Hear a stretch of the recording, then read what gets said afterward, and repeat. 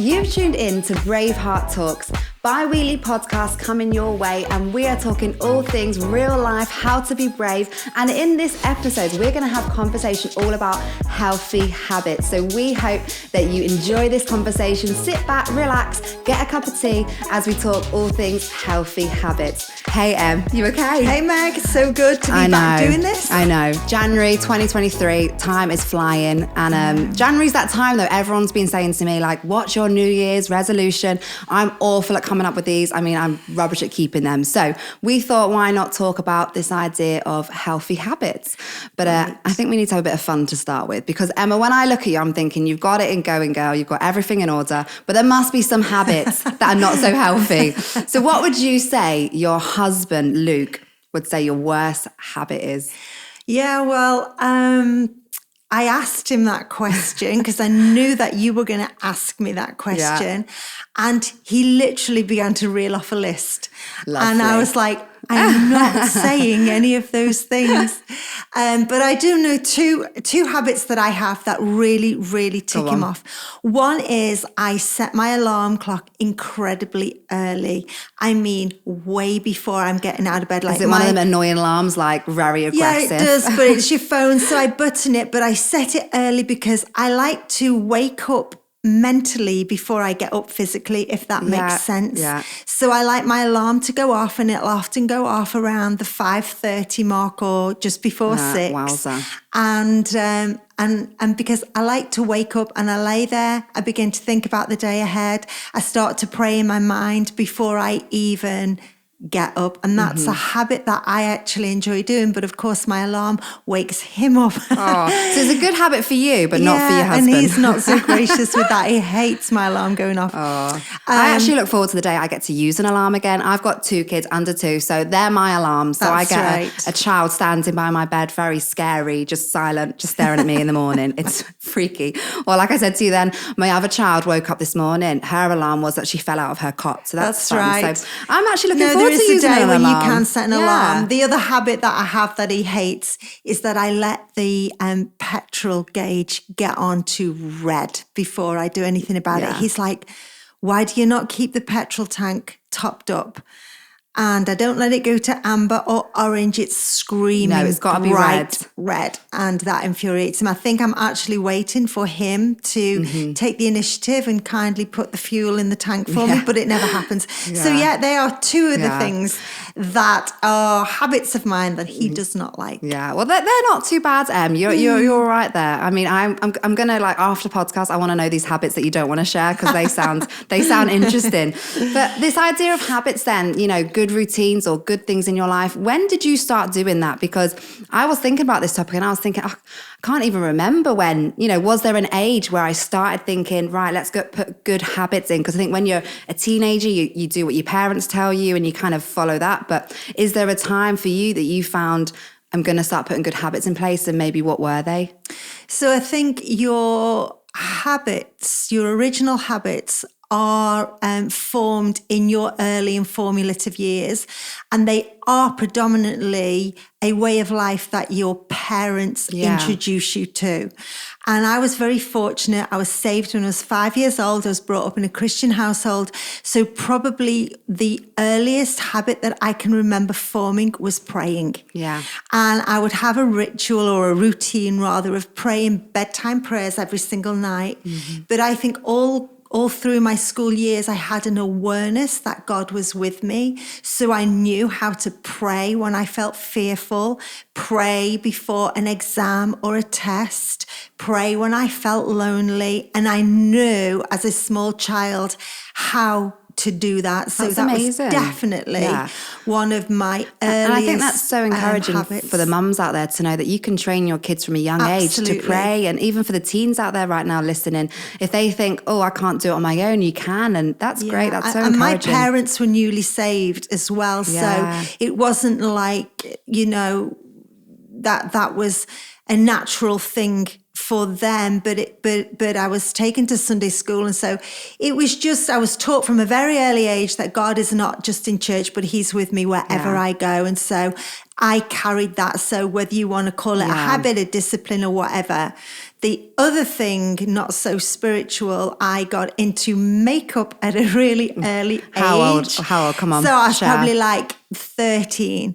And I can remember that I would empty my pencil case. I did not have a protractor or a compass or even a pencil. I had mascara, I had lipstick, I had a mirror. Love it. And me and the girls in my class, we got really into just playing around with makeup and designs. We didn't have the internet back then, so we couldn't go and look at things. We had to experiment on each other. And I can remember my dad being called into the headmaster and being told that I had to stop wearing makeup for school. And my dad would say, she doesn't wear makeup. And I used to do it at the bus stop. Did I used you? to sit in the bus stop. So yeah. And I've had a routine with my skin and my makeup and everything all of my life. Yeah. So they're my two routines. Yeah, love that. My kids are already getting into my makeup drawer, so it's a nightmare. So I need to keep them away. Try and keep them to 13. I think that's a good age. But I think with this idea of habits and having healthy ones, the reason why we talk about it so much is because I think they're so hard to keep. I think if we all kept habits, it'd be so much easier. But actually, it's so difficult to keep a healthy habit. We'd all be so much further on if we just all had healthy habits in our lives. So is there a time maybe in your life, or what could you share on this idea of dropping habits, or why we drop habits, or if you've ever experienced a season where you found healthy habits just hard to maintain? Yeah, I think there's a step back even from that question. I think habits form not always consciously, that you can pick up behaviors and ways and things that you do things subconsciously. So like, for example, that I just shared that I picked up the habit of prayer from my parents and what they taught me through life. But I think also we can pick up wrong habits as well. That's true. And I think it's all to do with the company that we keep, the places that we go, where we spend our time, what we give our attention to, will subliminally develop patterns, cultures, ways, traits in us, and not all habits are healthy. So there does come a time in your life when you have to choose and make wise choices on what are you listening to, who are you leaning into, what do you spend time looking at, what do your conversations sound like, what is that the crowd of friends that I'm running with, because you will become most like whatever you give your time and attention to. And so when you choose to develop healthy habits or healthy routines, there is disciplines that we have to put in our lives to keep those up. But there are times when the wheel can fall off life, so to speak. Yeah. There are times when we don't keep up the healthy habits. So let's talk about some healthy habits. Yeah. Healthy habits are, like cleaning your teeth every day. Yeah. That's a healthy habit. That's something that's important that you keep up. But for those of us who are followers of Jesus, so too is reading our Bible or praying and other kind of healthy habits. Or maybe another practical one would be fitness or the way that we eat. But I think often in life we're presented with disappointments. Yeah. We're presented with times of discouragement, and disappointments and discouragement always come as a distraction from the healthy habits that you ought to be keeping in life.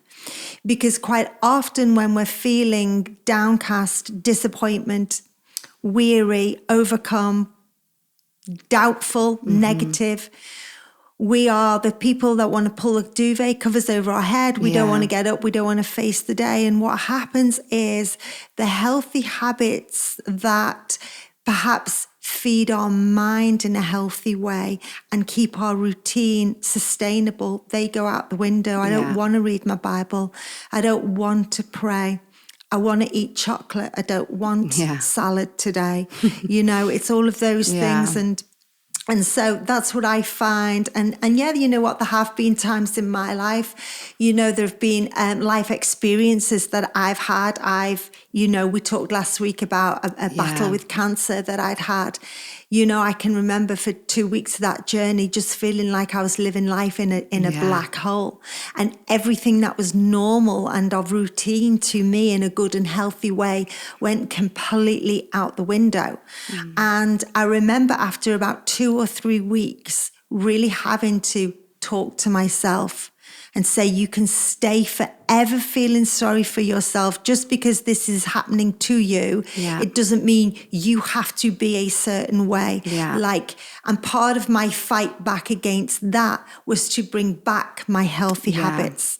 So I would do crazy things, Meg, like I knew that in a battle of cancer, for example, when you're having chemotherapy, it's going to strip away your dignity. Not only does it make you feel rubbish on the inside, but you look rubbish on the outside because you lose your hair and you lose your eyebrows and you lose your eyelashes and everything that dignifies you as a woman. And I made a decision that, I'm going to get up and I am going to put makeup on every day. Did I feel like it? No, but I didn't want to look at myself as a victim. I wanted to be able to do it for me. I didn't do it for anybody else. I mean, some people would say it's foolishness or it was vanity, but for me at that time in my life, it made me feel better about myself. And so I would stick eyelashes on and I would put makeup on and I would feel better about me. But also I started to read my Bible and because it was a difficult season, I would put scripture on the wall or make myself have a routine or have a habit or develop a way, because that season of my life wanted to be such a distraction. I've had different seasons of my life, when my children were small and I couldn't get the time, or seasons when I've been a single mum and I've known what it's like when I feel like I'm getting pulled in so many directions. And I think you just have to make a decision, like, what do I value? And who do I want to become? And who do I see myself as being? And then start to form habits or routines around fashioning yourself to become that person. And I love that because, it really encourages us to think, actually, we are all human. We do go through things in life that throw us off, of course. We can't always be on our A game. I think seasons of change as well, like for me, even stepping into motherhood, or if someone's got a new job, move houses, any season like that, it just throws you off. And I love what you said there, to get yourself back on course, have that goal or have that person who inspires you. And, I just want to thank you, Emma, because I find, when I've had that season of, I'm a new mother, I've got 2 kids, I cannot even bother to do my hair, makeup, and I see you and, you inspire a lot of people. And I think it's so great to have that, to be like, actually, no, I'm not going to stay like this. I'm not going to stay in this season. I'm going to get up. I'm going to put my makeup on. I'm going to put my hair up. For me, it's brushing my hair, like put it on a bun every day, it'd be easier. But, I think that's really encouraging. And what I've learned as well is so often when you're in that season, when you've got bad habits and you look at those with good habits, you can become quite bitter. I think as women think like, oh, it's okay for them. They're not going through this. But I think there's so much honor behind women who choose to have healthy habits, because it's not easy for anyone. And for any woman who's chosen to have a healthy habit, like every person, we go to the gym, and everyone we see who's in great shape, it's like, actually, you give honor to that, because they're probably saying no to the cakes that I'm saying yes to. They're probably going to the gym a little bit more than I am. So there's work behind everything. No one comes out and has a successful life without healthy habits in place. And even for you, Emma, we look at your life and you're a senior pastor of a great church, Liverpool One Church. You're a founder of a fast-moving women's ministry. You're a mum of 3 boys. I mean, that must be hard. You're a wife. You're a friend to many. You look like you have it great, Emma. But I know behind that, there is sacrifice. Behind that, there's things people don't see, habits that people don't see. So can you share with us maybe some of them habits that has enabled you to do all that you're doing right now? Yeah, I think it's being aware that actually none of us have it all together, no matter what we look like to somebody else, or no matter what Instagram says, there is none of us that have it all together. And I think that rather than looking at it as a whole, I think it's important to look at it from the beginning and go, okay, every good habit, it starts somewhere. Yeah. Just to say, the crazy 2021 season we were all in lockdown. I remember partway through that season, I'm going, I'm going to set my alarm early again. Yeah. I'm going to get up. I'm going to read my Bible. Then I'm going to put my makeup on and I'm going to put clothes on. Though I'm seeing no one and though I'm going nowhere. Yeah. But I had to do that to start to mentally feel like I could get it together myself. Yeah. That's not everybody's story, but that is my story. And so the things that have helped me is having routine. Like without routine, nothing, I don't believe, is sustainable. Routine is key. And even though you can't put Jesus in a box and just make him routine, it's about having a relationship with Christ. But part of that relationship, it comes out of a routine that you've established. You've mentioned that you and I go to the gym a couple of times a week, but our relationship is established through the routine that we've set in place. Yeah. I'd not be going if it wasn't for you, Emma, so thank you. Likewise. But do you know what I'm saying? Yeah. It's like we put a routine in place, and out of the routine, the relationship develops. And a lot of people get frustrated because they hear about this relationship with Jesus, but they don't put any routine in place to spend the time with him. And so that's been a massive rock in my life, is the discipline of, and I shape it up and I change it. I don't have it the same every single day. There are some days, maybe when the weather's nicer, that I get up and the first thing I do is I hit the beach. I've got the dog. We'll walk for, an hour and I pray. And that's my routine with God. That's where I get that's where I spend my time. I walk down to the beach, giving him all of my issues and concerns and problems. And then I walk back from the beach and I listen. Often I have my worship music in. There are other days when I get up and I'll just spend half an hour and I'll read the Bible. There's other days when I will just listen to worship music. But I find that connection somewhere. I'll find the routine and the way of just spending that time with God. So that's massive to me. I do have routines as well where literally when I've done that walk and I've done that talk, I'll then sort myself out. And for me, it's hair and makeup every single day, even if I'm going nowhere. I just want to know that I'm ready to face the day. And again, some might call it vanity. Trust me, these days I call it a necessity. You do not want to see me. I actually remember Solomon, my son, when he was about 9 years old, I remember waking up and he was standing by my bed. And as I woke up and opened my eyes, he just looked at me and he went, "What happened?" Oh, no. And I was like, nothing happened. Mummy's just waking up. This is what I look like, just waking up. But for me, that's my routine. Yeah. So I get up and it's like, makeup on, mascara on, or eyelashes on, whatever that looks like, because I'm ready to face the day. And then I can just get on with my day. Because in part, how you feel about yourself affects your confidence massively. Yeah, definitely. And so I want to know that I'm prayed up and strengthened in the way of God. Yeah. I want to know that I have confidence about myself to go out and speak to people or meet people or do whatever the day has for me. So structure and routine are massive. Yeah. Without that, I wouldn't be able to do what I do. And I always feel like I want to increase. I don't feel a season of life where I want to decrease yet. No. I want to take on more. And I'm always praying to God for the more. Yeah. But I know that God won't give me any more unless he knows I'm being obedient and trustworthy with what I already have. Yeah, and if I'm fraying at the edges with what I already have, then there's no more coming anytime soon. And so I have that routine. So before I go to bed of a night, right, my clothes the next day, they're laid out. I kind of have gone there in my head. I know what we're all eating. So just the basics of routine. Because sometimes the basics, it's hard. You say it's so difficult, isn't it, for people who are busy? You can make so many excuses, but you do feel so much better. Like, if you've got a household and you've got kids and the next day they're going to school, whatever, and you haven't got the uniform ready, it's just adds stress. But you can do it better if your time management good. And because I think you do actually there is a lot of hours in the day, isn't there? And sometimes we're just like, we've not got enough time. But actually, it's like we can procrastinate so much of the day. So I just love that, having routines in place to make sure that the next day you're prepared for it, ready for it. When you're prepared and you have routine in place, you save yourself an awful lot of time, because we are the great time wasters.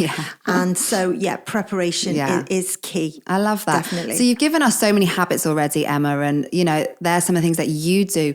But for, the girls listening, what's maybe like 3 things that you can give them, 3 habits that you think, girls, this is going to set you up to win if you can do these 3 habits? Yeah, okay. So if I was to encourage someone to have habits, I would give them something for their body, something for their soul, and something for their mind. Love it. And so for your body, I'd say look after yourself, because you don't know what life's going to throw at you. And for whatever season God has you in now, you need to be fit. Yeah. You need to be fit to seize the opportunity. If God has a plan and a purpose for your life, which is what Jeremiah 29:11, the most common verse in the Bible. There you go. If God does have a plan and a purpose for our life, which we believe he does because his word tells us, then he has to have a body to execute that plan and that purpose through. And if your body is not feeling up to the task, then he's not going to be able to execute the plan and the purpose that he wants to do through you and in you. And none of us know what life is going to throw at us. We don't know what's around the next corner. But I believe if that we can look after ourselves the best to our ability, then we can always believe God for the impossibilities that we're going to need to believe him for. That's great. So, and I'm not nailed in this. I'm not perfect in this. I am not the slimmest and fittest of women, but we have a routine, right? We go to the gym. We try and do it at least 3 times a week. I don't love it, but actually doing it with somebody else, it's a great habit to form because you become accountable to each other. And eating as well. I love all the junk food and all the wrong food, but I put a habit in place of eating healthy and well 85% of the time, 90% of the time, and then trying to then enjoying myself when it's a birthday, it's a party, it's a weekend, and I can. So that would be my habit for your body. My habit for your soul would be this: walk in forgiveness. Because I'm telling you now, when you carry offense and you carry bitterness, it absolutely ruins you from the inside out. So you need to develop a habit of treating offense like a hot coal in your hand. Like, I'm going to drop it the minute I get a hold of it. Because if you carry offense through your life, it will steal from you, it will rob you, and it will destroy you. And so you don't want to do that. But forgiveness is not a feeling. It's a choice. So you have to choose to walk in forgiveness. It's a discipline you put in place. It's a habit you put in place. It's something that I like when I'm offended, like it's not even an option for me to meditate on that, think about it, dwell on it. I'm going to lose it. And for your spirit, I would say fall into a habit of reading your Bible, journeying and journaling with God. Because he's in your tomorrow, you're not. He knows what you need for the next week, the next month, the next 6 years to come, right? And when you open his word and you learn to form a habit of just every day, God, I'm going to spend that 20 minutes with you, that 30 minutes with you every single day, God. I'm going to be mindful that you are with me wherever I am and whatever I'm doing. I promise you, God will talk to you. God is relational and relatable, and he's with you, and it's the best life that you could possibly carve out. So they would be my three habits. What great habits. I'm excited to listen to this again and just write them down and go ahead and do them. But what would you say then as we finish off this? These girls are listening, they've got these habits now they want to do. Sometimes it can be quite overwhelming when you want to start a habit. So how can these girls start these habits strong? How can they start strong with this year ahead, 2023? Is that right? Am I saying that right? Yeah, of course, we're at the time of year when everybody wants to put in their New Year's resolutions and the new habits, and it's the age-old, here's my 6 new habits for the year, and we get into week 4 of January and we're, doubtful we'll be doing any one of them. I have a verse here and I want to share it with you because it's been an anchor verse for me when I don't like to think of habits as habits. So maybe if we could learn to replace the word habit with routine or lifestyle, because with a New Year's resolution or a new habit, what you do is they're very shallow because usually our goals are very shallow. I'm going on holiday, need a new body, going to a party. So I'm going to, eat lettuce until the party so I can get in the dress. And so they're very, very shallow. And so we need to have longevity in mind. We need to be thinking way into the future. So don't think of it about a habit that you want to start, but rather a lifestyle that you want to live. Yeah, that's great. Right? And so this scripture is found in Matthew 11, verse 28, and I've written it, I've got it up on my screen. So it says, are you tired? Are you worn out? Are you burnt out on religion? And I think to any one of them 3, we could all go yes at any one time. And then this is what Jesus says. He says, come to me and get away with me. That's spend your time with God, and you will recover your life. I'll show you how to take a real rest. That's great. Walk with me and work with me and watch how I do it. And you will learn the unforced rhythms of grace. That's great. And that line, the unforced rhythms of grace, that was like an arrow that pierced my heart many years ago. And I have observed in my life the times when I have tried to force things to happen, when I've wanted things to happen, when I want to be away and I'm not that way, and then I get frustrated with myself. And what I've learned is this unforced rhythm of grace. So the more time that I spend with Jesus, I find a rhythm for my life. Yeah. And that rhythm, it's like learning to live in the rhythm. You think about a rhythm, you think about music, you think about instruments. And if you think about an orchestra playing, it only takes one instrument to be out of time and out of rhythm, and the whole thing sounds terrible. Your life can feel terrible, can look terrible when you are out of tune or out of time with what God wants for your life. And so I don't make New Year's resolutions anymore, but what I do at the start of every year is I say, God, what's our rhythm for this year? Yeah, I love that. What's the rhythm? Like, where are we going? What are we doing? What is it that you want me to do? Because I need to get into the rhythm of what you've got for me, not just what I've got planned.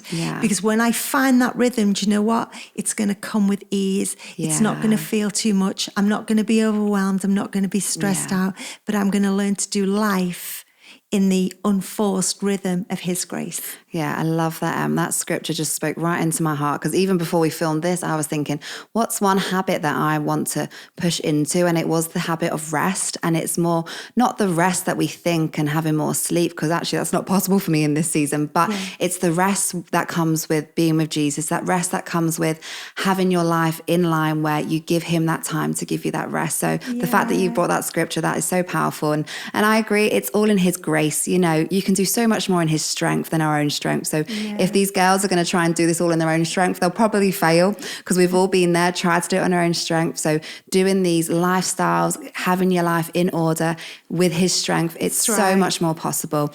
But hey, I love that conversation. That was so many good stuff to take from it, Em. And before we finish, we cannot finish without talking about something that is coming up this year, because it's an exciting year for us at Braveheart. We've got Braveheart Conference, and I think it's only about 4 months away. Oh, that's so scary. It's exciting. I can't wait. But we talked about this last podcast. So if you've missed last podcast, girls, they should go and check it out. But let's talk one thing then, because I think it's a great habit to get yourself to conference, to pour into yourself.